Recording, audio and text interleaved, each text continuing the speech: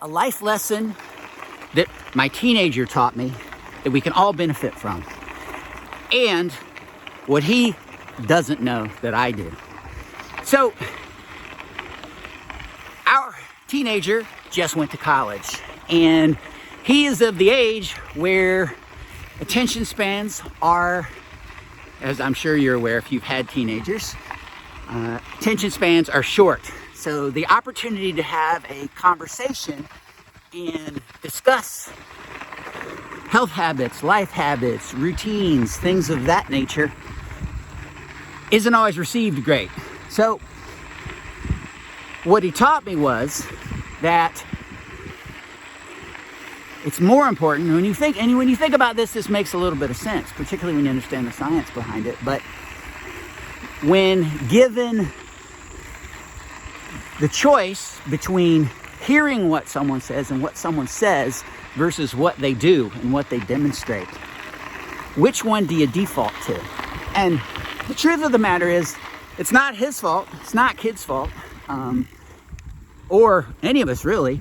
It's the science. The science says the words, the content of the words that we actually say, we as people, not teenagers, we as people only pick up 8% of what's actually said. So when we fret over finding the exact words, they don't land.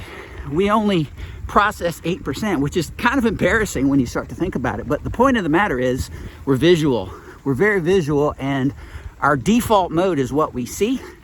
And even more so than that is what it is that we do, how we do it, how we hold ourselves, what we're doing, our gestures when we communicate that, the tone we use. It's the context and the nuance of the things that we say. So in other words, we learn from what we do, what people see. So in essence, what I learned from a teenager that he's taught me very much in recent times in particular is that the health habits, the things that we stand for, work towards, and what we value need to play out like a movie. We need to be able to visualize it and see it.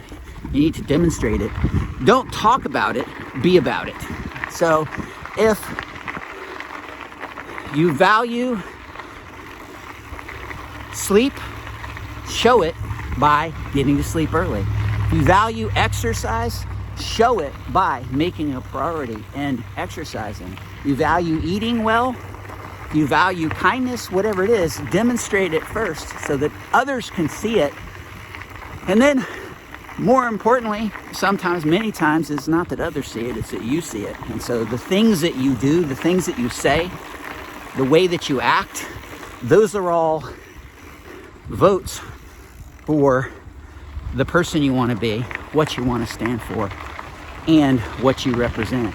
And you're proving it to you one step at a time. And so a way I would encourage you is to influence your teenager by showing it, let them see it, and they will, and they notice. And our son definitely notices everything, and they take it with them into life. And I also alluded to what he doesn't know that I do know, and this is maybe the bonus of this video, in risk of making it too long, is that he's going into college, and though I know college years will probably pass slowly, I remember they felt like they did to me, that he will blink and be in a same situation I am. Like I know exactly what I think I do anyway. I remember what I was thinking about. I know what I was concerned about when I was at his stage, and then I blinked, and it's 26 years later, and I'm well into my profession.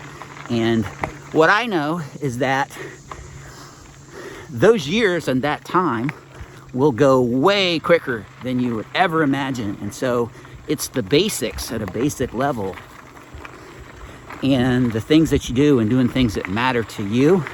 And it's the day-to-day, not the destination, but the day-to-day, and working on things that matter, keeping the basics of taking care of yourself and nutrition and all of those foundational things that make your life good on a day-to-day basis, and ultimately shape the quality of your life. And that's what matters more than getting to the end of graduation or getting a certain job or the destination. It's the journey and the process. So, and it goes fast, so make the most of it.